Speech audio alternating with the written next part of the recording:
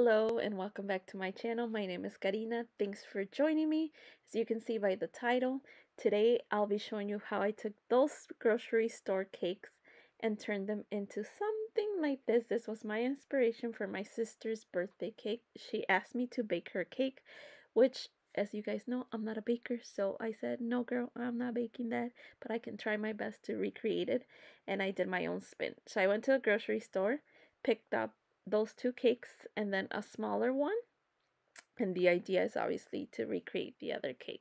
Then I just bought some macaroons, I bought some decorations on Amazon, and then the rest of the stuff that we need, such as straws, the utensils I'll be using for the cake, and so on, and flowers, of course.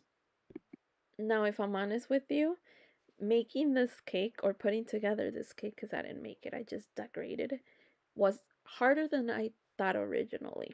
I said, it's gonna be a piece of cake. I can do this. And yes, I managed to do it, but it took me longer than expected. So I'm gonna take you step by step as to how I did this surprise birthday cake for my sister. So what I'm starting off with is one of the bigger cakes and removing some of that frosting and adding it to the board that I want to use for my cake. So the plan is to transfer that cake from its original packaging to the nicer board. Now the cake does come with a board underneath, which you can technically transfer it to the board, but I didn't want to do that. I just felt like it was going to move around. So I just removed the entire board that it came with and transferred it just as it is. Then from there, I'm gonna start removing all the color frosting because I didn't want any of that. And as you can see here, some of that frosting was coming off, which is not what I wanted.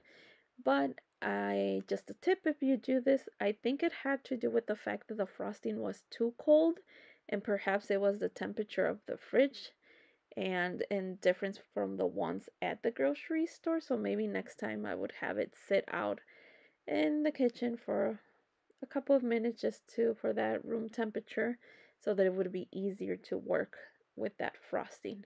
Here I'm just taking some of that frosting and filling in any of those holes that I had and just trying to make it look as smooth as I could.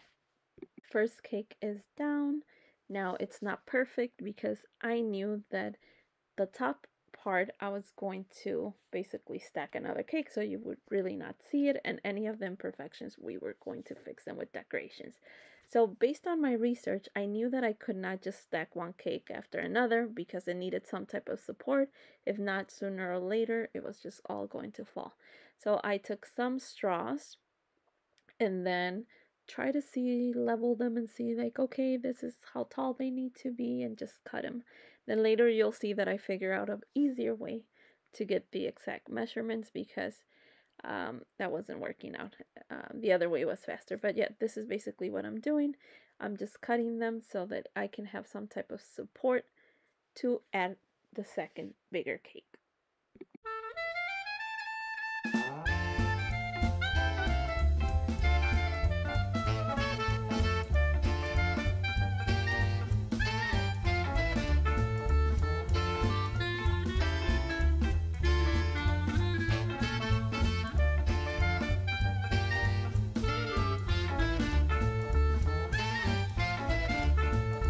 Now that I've added the straws, I'm just taking my tool and just basically trying to clean out as best as I can again those areas that are not smooth so that I can move on to the second cake.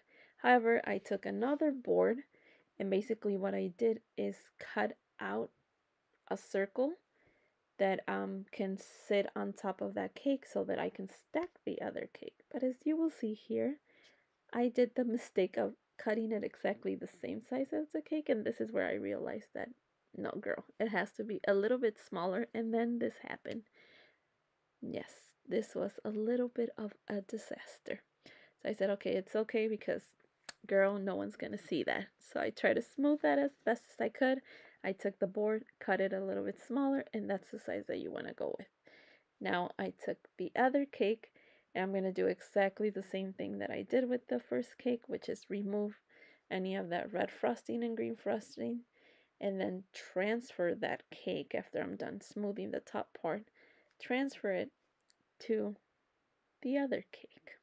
And you'll see how I work with those two cakes and bringing the frosting together as much as I could. And here again, it was coming all apart. The frosting was just not staying, but I'm gonna make it work because I'm gonna stack another cake on top of that, so we should be good to go. But then you'll see what happened.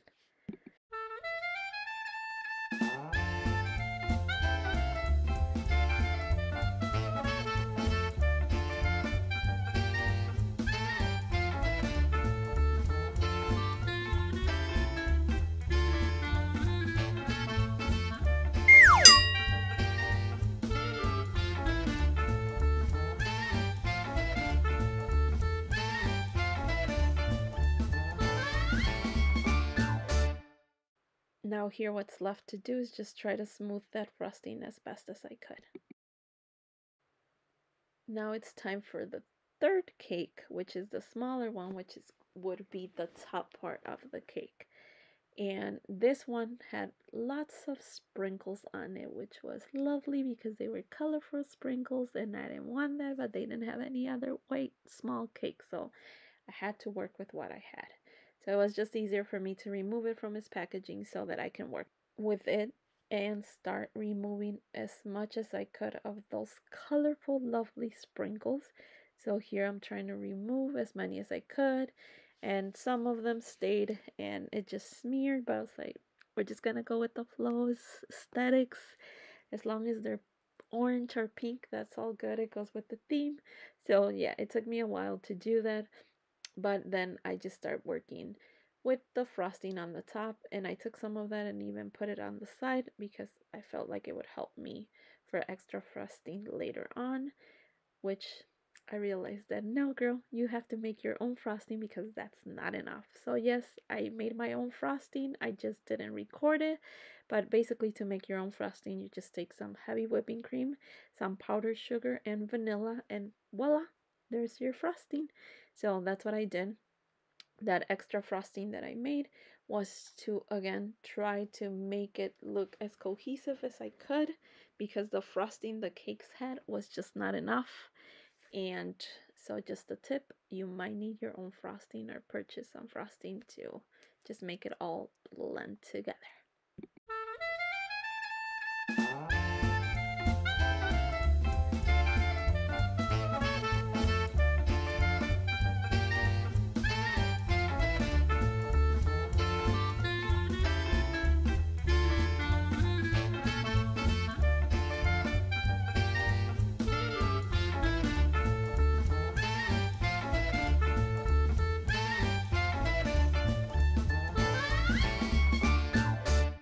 Time to take the smaller cake and stack it on top of those two big cakes so it needed structure again. I did exactly the same steps as I did at the beginning with the first part by taking the straws, cutting them to the right size, and then covering it with some frosting. And you'll see that I took one of my boards, cut it in a circle so that it can go on top of that cake. But as you will see right now, your girl did not learn from the first mistake when I cut the first board, because as you can remember, it was too big. So you want it to be small, but enough room for it to actually hold the cake. But I cut it again too big. And not only that, you'll see that even though I knew it was too big, I still added it to the cake.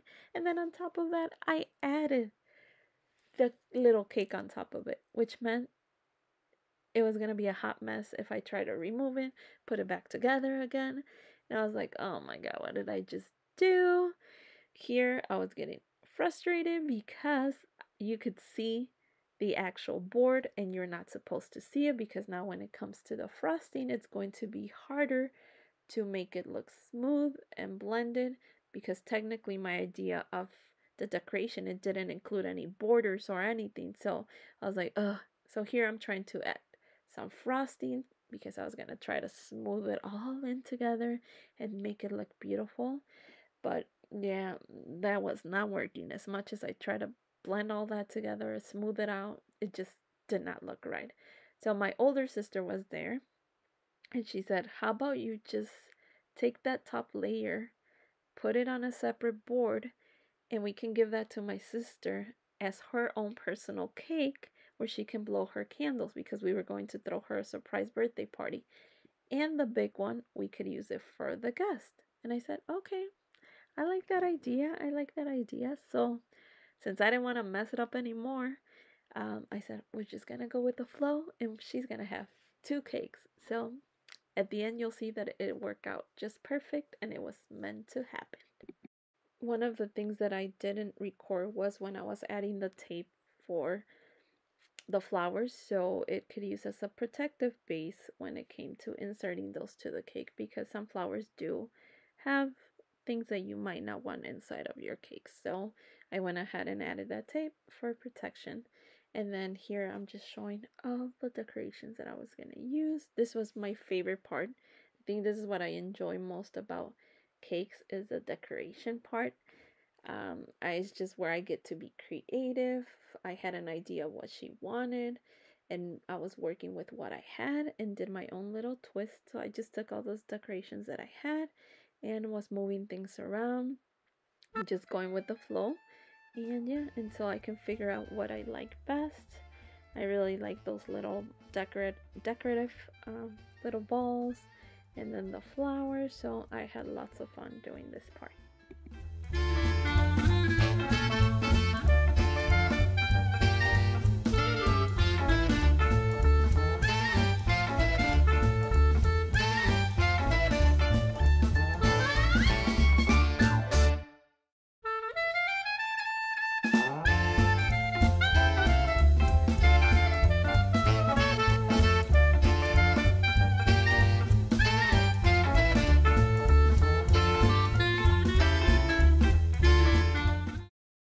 Not record this part where I decorated the small one because it was technically the same that I was doing to the bigger one. So this is the final result.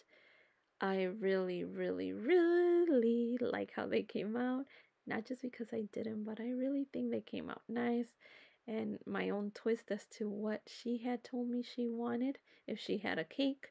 And yeah, not bad for my first time buying a store cake and decorating it. So here I included a clip of my sister's surprise party. She had no idea, so we're just very happy as a family that we were able to surprise her for her big 30th birthday. Lari, I love you. I hope that you liked the cake, and most importantly, that you enjoy your day and that you felt extra special just as you are. And happy birthday, and cheers to many more years to come. Thanks for watching this video. Make sure that you like, subscribe, and hit that notification button. Until next time, bye!